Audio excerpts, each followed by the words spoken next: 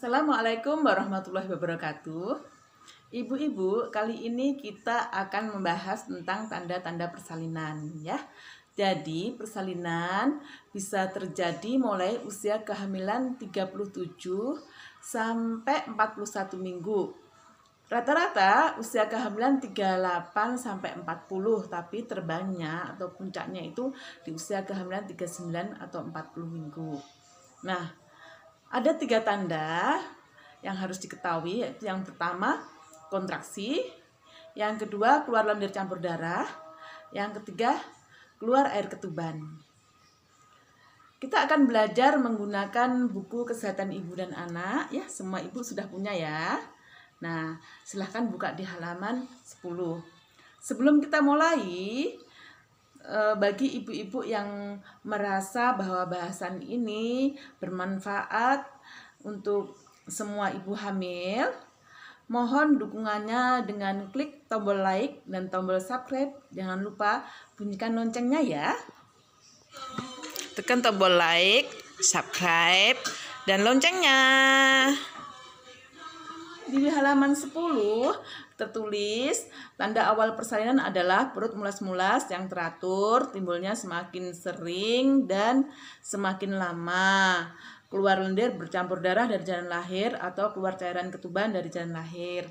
Jika muncul salah satu tanda di atas ini, suami atau keluarga segera bawa ibu hamil ke fasilitas kesehatan. Nah, tanda yang pertama adalah kontraksi.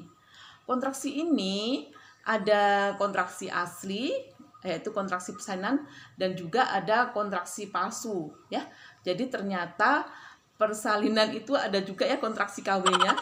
Ini yang membuat cukup galau untuk ibu-ibu hamil, terutama hamil anak pertama ya. Kadang-kadang baru kencang-kencang sudah ke bidan diperiksa dalam, belum ada pembukaan. Terus 2 hari lagi mulus-mulus ke klinik bersalin, belum ada pembukaan setelah diperiksa. Terus ke rumah sakit besoknya ternyata juga belum ada pembukaan. Ada yang seperti itu? Banyak ya? Nah, jadi kontraksi ini adalah keadaan di mana perut atau otot-otot rahim itu menegang ya. Jadi bentuknya otot-otot rahim kan saling silang menyilang ya. Jadi mendorong ke bawah agar bayi keluar dari rahim. Nah, sekarang kita belajar membedakan bagaimana kontraksi asli dan kontraksi palsu. Jadi kontraksi palsu itu ada 4 yang harus diperhatikan. Yang pertama, durasinya tidak lebih dari 30 detik. Yang kedua, tidak sering dan tidak teratur ya, tidak berirama. Yang ketiga, apabila dibuat istirahat dia akan hilang. Yang keempat, tidak nyeri atau sedikit nyeri, biasanya seperti sensasi nyeri haid, tapi lebih kuat, mengumpul di perut bagian bawah dan menjalar ke selangkangan. Banyak ya yang mengeluh selangkangannya nyeri. Nah, bagaimana dengan kontraksi asli? Nah, kebalikannya dengan kontraksi palsu. Yang pertama, durasi atau lamanya lebih dari 30 detik. Nah, yang kedua, munculnya sering dan teratur. Awal-awalnya 15 menit sekali, 1 atau 2 jam kemudian muncul 10 menit sekali. Terus 5 menit sekali. Dan kemudian 5 menit 2 kali. Yang ketiga, ada nyeri di seluruh perut dan menjalar ke pinggang. Yang keempat, bila dibuat istirahat tidak hilang, apalagi kalau dibuat tidur miring ke kiri, tambah kontraksi dan tambah lama, tambah sering, tambah kuat. Nah, jadi yang masalah kontraksi ini yang perlu di bawah garis bawah ya ibu-ibu ya. Kalau sudah kontraksinya 5 menit sekali, ibu-ibu ada dorongan ingin BAB karena kepala bayi sudah mulai turun ke bawah menekan anus sehingga ada dorongan ingin BAB ya. Nah, kalau masih agak jarang boleh ke belakang, tapi kalau sudah 5 menit 2 kali ya kontraksinya ya, atau bahkan pada saat kita waktunya mengejan itu dalam 10 menit ada 5 kali kontraksi. Jangan coba-coba kalau rasa ingin BAB, ibu langsung ke toilet ya. Silahkan panggil bidannya ya. Nah, atau kalau masih di rumah, seandainya masih 5 menit 2 kali masih di rumah, segera ke tempat bersalin. Nah, itu yang mengenai kontraksi. Mana cara memastikan ini adalah kontraksi kuat apa tidak, kontraksi apa tidak. Jadi silahkan letakkan 4 jari Anda di atas pusar ya. Karena kita ketahui pada saat hamil, otot perut kita itu meregang ya. Jadi terbelah menjadi 2, ke samping kiri dan ke samping kanan. Jadi kita bisa merasakan otot rahim langsung di atas kulit perut kita yang di atas pusar ya. Nah, silahkan apabila ditekan masih masuk ke dalam ya, masih lembek ya, berarti itu tidak kontraksi. Tetapi apabila ditekan menjadi keras seperti meja ya, seperti kita menekan meja, itu kontraksi. Silahkan dihitung melihat jam tangan atau jam dinding ya, dihitung di jarum detiknya itu berapa detik lamanya. Nah, itu ya caranya ya.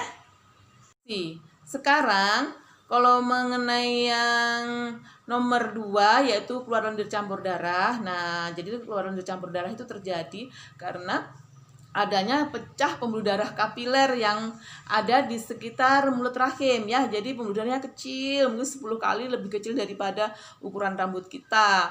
Terus bercampur dengan lendir di daerah vagina. Itu yang menyebabkan lendir campur darah. Bisa muncul kadang-kadang di kontraksi palsu sudah ada yang muncul.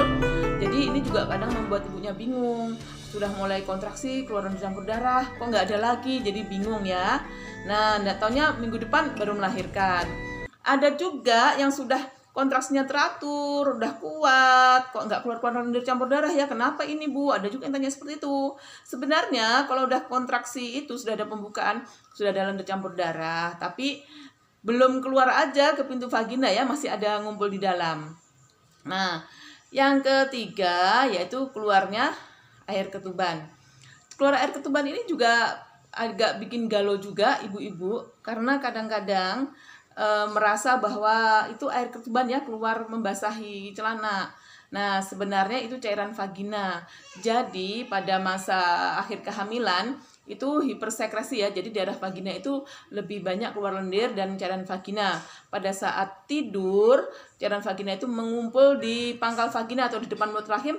Begitu dia bangun, keluar dia mau ke kamar mandi ya. Nah, dia merasa bahwa itu air ketuban. Jadi kalau hanya sekali itu saja ya, tidak terus menerus, itu bukan air ketuban yang merembes ya.